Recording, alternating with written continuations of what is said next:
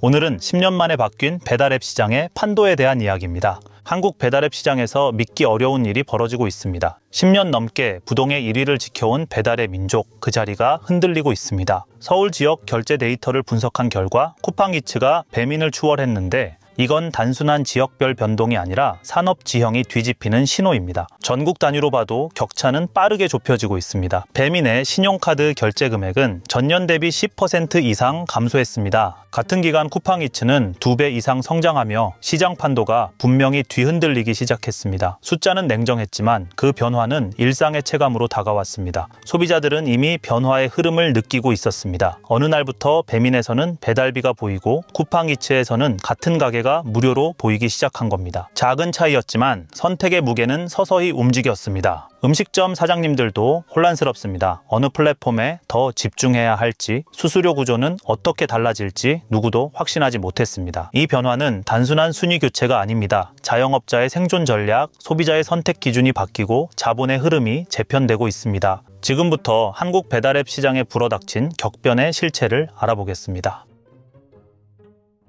배달앱 시장은 처음부터 거대한 자본 싸움이었습니다. 중국에서는 메이투안과 얼어머 두 플랫폼이 배달 시장을 놓고 정면으로 맞섰습니다. 2018년 알리바바가 얼어머를 약 95억 달러 규모의 완전 인수하면서 공격적인 보조금 경쟁이 본격화됐습니다. 소비자 할인, 무료 또는 저가 배달, 라이더 인센티브가 대규모로 투입됐고 메이투안 역시 적자를 감수하며 이에 대응했습니다. 두 회사는 몇 년간 이익보다 점유율을 우선하는 전략을 선택했습니다. 그 결과 중국 배달앱 시장은 사실상 메이투안과 알리바바 계열 얼어머 중심의 양강 구도로 재편됐습니다. 최근 각종 리포트와 분석에 따르면 메이투안은 대략 60% 중후반에서 70%에 이르는 시장 점유율을 유지하고 있고 얼어머가 그 뒤를 추격하는 구조입니다. 이 과정에서 수많은 중소 플랫폼이 사라졌고 거대 자본을 등에 업은 플랫폼만 생존하는 구조가 굳어졌습니다. 미국에서도 비슷한 흐름이 나타났습니다. 도어대시, 우버이츠, 그럽허브가 치열하게 경쟁하는 과정에서 도어대시는 공격적인 프로모션과 광범위한 제휴를 통해 점유율을 끌어올렸습니다. 최근 기준 도어대시는 미국 음식 배달 시장의 절반을 훌쩍 넘는 비중을 차지하며 사실상 1위 사업자로 자리 잡았습니다. 유럽 주요 국가들에서도 저스트잇, 딜리버루, 딜리버리 히어로 계열 플랫폼 등 소수업체가 각국 시장을 나누는 구도가 형성되었습니다.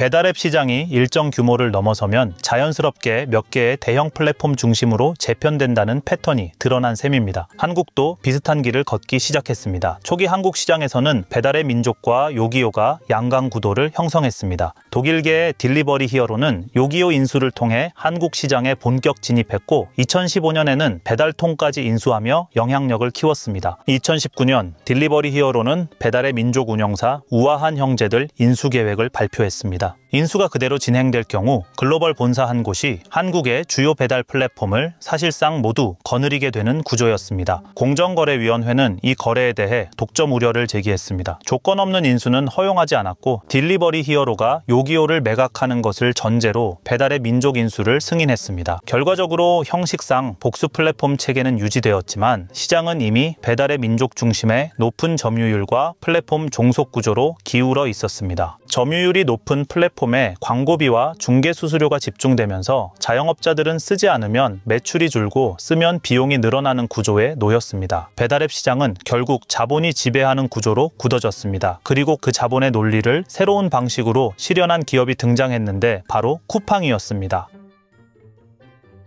배민은 단순히 음식을 주문하는 앱이 아니었습니다. 소비자들은 배달이라는 행위를 배민을 통해 경험하기 시작했습니다. 경쟁사보다 빠르거나 저렴해서가 아니라 배민으로 주문하는 것이 익숙하다는 인식을 만들어냈습니다. 그때부터 배민은 앱이 아니라 브랜드가 됐습니다. 친근한 캐릭터, 위트 있는 광고, 감성적인 문구, 배민은 하나의 문화 코드가 되었고 배달을 시킨다는 말보다 배민을 켠다는 말이 더 자연스러워졌습니다. 배민의 성공 비결은 라이프스타일 브랜드로의 전환이었습니다. 단순히 음식을 연결하는 플랫폼이 아니라 젊은 세대의 문화 코드를 읽어낸 거죠. 배민 문방구라는 이름으로 굿즈 스토어를 열고 자체 폰트와 생활용품까지 선보였습니다. 소비자들은 배달앱을 넘어 배민이라는 브랜드 자체를 즐기기 시작했습니다. 배민의 전략은 명확했습니다. 음식점을 플랫폼에 묶어두고 라이더를 통제하고 소비자 데이터를 쌓았습니다. 중개 수수료는 물론 광고비와 부가 서비스로 수익을 극대화했습니다. 자영업자 입장에서는 선택의 여지가 없었던 것이 배민에 입점하지 않으면 손님을 잃었고 입점하면 높은 수수료에 짓눌렸습니다. 남는 건 매출이 아니라 피로감이었습니다. 배민은 데이터를 무기로 삼았습니다. 지역별 인기 메뉴와 시간대별 주문 패턴, 소비자 취향의 변화까지 모든 데이터가 배민의 손안에 들어갔습니다. 그때까지만 해도 배민의 아성은 견고해 보였습니다. 시장은 안정적이었고 경쟁자는 보이지 않았습니다. 그러나 물밑에서는 이미 균열이 시작되고 있었습니다. 자본이 지배하는 시장에서 쿠팡은 그 방식을 한 단계 더 진화시켰습니다. 쿠팡이츠가 시장에 진입한 건 2019년 말 딜리버리 히어로가 배달의 민족 인수를 추진하던 무렵이었습니다. 쿠팡은 이미 이커머스 시장에서 압도적인 물류 인프라를 구축해 놓은 상태였습니다. 수만 명의 배송 인력과 전국 단위 물류센터, 실시간 배송 시스템을 그대로 음식 배달에 적용했습니다. 배민이 10년에 걸쳐 쌓아온 인프라를 쿠팡은 기존 물류망을 활용해 단숨에 현실화했습니다. 쿠팡은 배송기사 모집도 대폭 강화했고 이커머스 배송망과 음식 배달망을 빠르게 결합했습니다. 쿠팡이츠의 전략은 배달비를 없앤 것이었습니다. 그러나 그 단순함이야말로 가장 강력한 무기였습니다. 배민이 배달비로 수익을 올릴 때 쿠팡이츠는 무료 배달로 소비자를 끌어당겼습니다. 그 대신 음식점 수수료로 수익을 확보했습니다. 무료 배달의 비용은 결국 자영업자의 몫이었습니다. 소비자에게는 혜택이었지만 음식점에는 또 다른 부담이었습니다. 건당 수수료는 작아 보여도 하루 수십 건이 쌓이면 수익 구조를 흔들 만큼 컸죠. 일부 소상공인들은 무료 배달의 진짜 대가는 우리가 내고 있다고 토로했습니다. 그럼에도 소비자 입장에서는 같은 음식을 더 저렴하게 주문할 수 있었고 선택은 자연스럽게 쿠팡이츠로 기울었습니다. 쿠팡이츠는 이 전략을 와우 멤버십과 결합해 배달 앱을 커머스 생태계 안으로 끌어들였습니다. 커머스, 배달, 콘텐츠가 하나의 생태계로 묶였습니다. 단일 멤버십이 생활 전반을 연결하는 구조였습니다. 초반에는 우려의 목소리도 있었습니다. 쿠팡이 적자를 감수하며 점유율 확보에만 집중하고 있다는 분석이 나왔고 실제로 그 과정에서 막대한 자본이 투입됐습니다. 하지만 쿠팡의 계산은 달랐습니다. 배달 음식은 단독 사업이 아니라 전체 생태계를 완성하는 퍼즐 조각이었습니다. 소비자가 쿠팡 생태계 안에 머무는 시간이 길어질수록 전체 매출은 올라갔는데 데이터가 이를 증명했습니다. 최근 신용카드 결제 통계에 따르면 쿠팡이츠는 빠르게 성장한 반면 배민은 뚜렷한 하락세를 보였습니다. 특히 서울 지역에서는 쿠팡이츠가 배민을 추월했습니다. 적어도 일부 구간과 소비자 인식에서는 판이 뒤집히기 시작한 겁니다. 배민의 위기는 숫자에서 먼저 드러났습니다. 결제 금액이 줄어든다는 건 단순한 매출 감소가 아니라 소비자가 떠나고 있다는 신호였습니다. 위기의 징후를 감지한 배민은 서둘러 대응에 나섰습니다. 대대적인 할인 쿠폰을 풀고 무료 배달 이벤트를 확대하며 수수료 인하 방안까지 검토했습니다. 하지만 문제는 배민의 대응이 늘 한 발 늦었다는 겁니다. 쿠팡이 무료 배달을 시작했을 때 배민은 단기 프로모션으로만 반응했습니다. 쿠팡이 와우 멤버십과 배달 서비스를 통합하며 생태계를 확장하고 로켓 배송 인프라를 기반으로 빠른 배달을 강조할 때 배민은 여전히 자체 멤버십 구조도 마련하지 못한 채 개별 음식점의 자체 배달망에 의존했습니다. 이 지점에서 배민의 구조적 한계가 분명해졌습니다. 배민이 배달 앱으로 머무르는 동안 쿠팡은 커머스 제국의 일부로 배달 앱을 확장하게 되는데 그 차이는 결국 시장의 구조적 격차로 이어졌습니다. 자영업자들은 이미 한계에 다다랐습니다. 팬데믹 이후 매출은 정체된 반면 인건비와 식재료비가 오르고 플랫폼 수수료 부담까지 더해지면서 자영업자들은 점점 버틸 여력을 잃어갔습니다.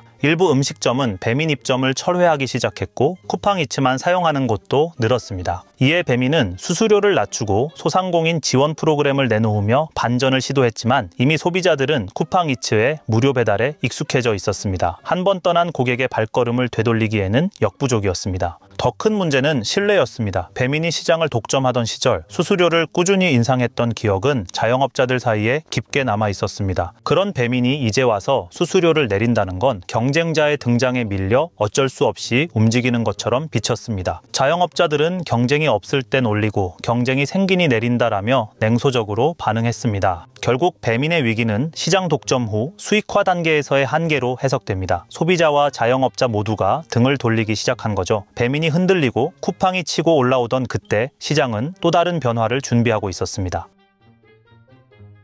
그 사이 예상치 못한 플레이어들이 등장했습니다. 신한은행은 땡겨요 라는 이름의 배달앱을 선보이며 금융기관으로서는 이례적으로 유통 플랫폼 시장에 뛰어들었습니다. 은행이 왜 배달앱을 만드냐는 의문이 나왔지만 방향은 명확했습니다. 금융 데이터와 지역 상권 정보를 결합해 소상공인 친화적인 플랫폼을 구축하겠다는 구상이었습니다. 땡겨요의 수수료율은 배민이나 쿠팡이츠보다 낮았습니다. 또 지자체와 제휴해서 지역 상권 활성화 프로그램을 운영하고 지역 화폐나 상품권을 연계한 할인 정책으로 공공 대안 플랫폼 이미지를 만들었습니다. 그러나 이용자 수와 주문량은 여전히 제한적이었고 민간 플랫폼과의 격차를 단기간에 좁히기에는 역부족이었습니다. 자영업자에게는 매력적인 선택지였지만 소비자 유입이 관건이었습니다. 또 다른 움직임은 네이버에서 나왔습니다. 네이버 예약과 스마트 스토어를 통해 음식점 예약 시장에서 입지를 다져왔던 네이버는 결제, 지도, 예약 인프라를 갖춘 만큼 시장에서는 언젠가 배달에 본격 진입할 수 있다는 관측이 나왔습니다. 다만 막대한 비용과 이미 치열해진 경쟁 구도를 감안하면 쉽게 승부수를 던지기 어려운 환경이었습니다. 배민과 쿠팡이츠는 이미 수천만 명의 사용자를 확보하고 있었습니다. 반면 후발주자들은 아무리 수수료가 낮아도 소비자가 없으면 음식점이 입점하지 않았고 음식점이 없으면 라이더도 모이지 않았습니다. 이런 네트워크 효과의 벽은 곧 자본력의 싸움으로 이어졌습니다. 쿠팡은 막대한 자금을 투입해 무료 배달을 유지했고 배민은 모기업 딜리버리 히어로의 지원 아래 할인 공세를 이어갔습니다. 후발주자들은 틈새를 파고들려 했지만 시장 진입 장벽은 높았습니다. 배달앱 시장은 이제 수익보다 점유율이 우선되는 소수 거대 자본 중심의 구조로 재편되고 있었습니다. 배달앱 시장의 격변은 단순히 1위가 바뀌는 사건으로 끝나지 않았습니다. 그 변화의 이면에는 여전히 풀리지 않은 질문들이 남아 있습니다. 쿠팡이츠의 무료 배달은 소비자에게는 분명한 혜택이었습니다. 하지만 이 구조가 언제까지 지속될 수 있을지는 아무도 장담하지 못합니다. 기업이 감내하던 비용은 언젠가 다시 시장으로 전가되기 마련이죠. 중국과 미국처럼 한때 무료였던 배달이 결국 유료로 돌아왔고 보조금이 사라지자 수수료는 오히려 더 높아졌습니다. 한국 시장도 같은 길을 걷고 있습니다. 가격 경쟁이 끝나면 남는 것은 규모의 경쟁뿐입니다. 규모가 커질수록 플랫폼의 힘은 세지고 자영업자는 그 안에서 점점 더 좁은 공간에 갇힙니다. 처음에는 수수료가 내려가지만 결국 협상력은 플랫폼 쪽으로 다시 기울게 됩니다. 소비자의 편리함 뒤에서 누군가는 더 많은 부담을 짊어지고 있는 셈입니다. 이제 자영업자들에게 남은 선택지는 많지 않습니다. 한쪽 플랫폼에 올인하든 여러 플랫폼에 동시에 입점하든 결국 그들의 생존은 플랫폼의 정책 변화에 좌우됩니다. 매출의 흐름은 알고리즘이 결정하고 고객의 발걸음은 할인 프로모션에 따라 움직입니다. 그 속에서 자영업자의 자율성은 점점 사라지고 있습니다. 이제 배달앱은 단순한 음식 배달 플랫폼을 넘어섰습니다. 쿠팡이츠는 물류와 커머스를 통합했고 배민은 장보기와 쇼핑 영역으로 확장했습니다. 경쟁은 더 이상 배달 속도나 메뉴 구성이 아니라 누가 소비자의 일상을 장악하느냐의 싸움으로 옮겨가고 있습니다. 배달앱은 유통산업의 일부가 되었고 데이터와 물류 인프라를 통합하려는 거대 플랫폼의 슈퍼앱 전쟁 속으로 흡수되고 있습니다. 하지만 시장의 속도를 제도가 따라가지 못하고 있습니다. 수수료 구조의 불투명성, 라이더의 처우 문제, 입점업체 보호 방안은 여전히 논의 단계에 머물러 있습니다. 라이더들은 위험한 노동 환경에 노출되어 있지만 근로기준법의 보호를 받지 못하고 산재보험 역시 충분히 보장되지 않습니다. 규제는 논의되지만 현실은 그대로입니다. 한국은 이미 세계에서 배달앱 이용률이 가장 높은 나라 중 하나입니다. 이제 시장의 확장은 끝나가고 플랫폼들은 기존 시장을 나눠 가지기 위한 제로섬 경쟁에 돌입했습니다. 성장 대신 점유율을 지키는 싸움, 이익 대신 생존을 위한 공방이 시작된 겁니다. 이 싸움은 결코 배달앱만의 이야기가 아닙니다. 한국 유통산업 전체의 재편, 그리고 우리가 매일같이 사용하는 플랫폼의 미래에 대한 이야기입니다. 소비자는 편리함을 얻었지만 자영업자는 더 불안해졌고 플랫폼은 성장했지만 수익성은 여전히 불투명합니다. 그럼에도 시장은 멈추지 않습니다. 자본은 여전히 움직이고 경쟁은 형태를 바꿔 이어지고 있습니다. 그리고 그 출발점에는 오늘도 스마트폰을 열고 주문하기를 누르는 우리의 결정에서 시작됩니다. 구독과 좋아요는 더 깊은 분석을 하는데 도움이 됩니다. 오늘은 여기까지입니다.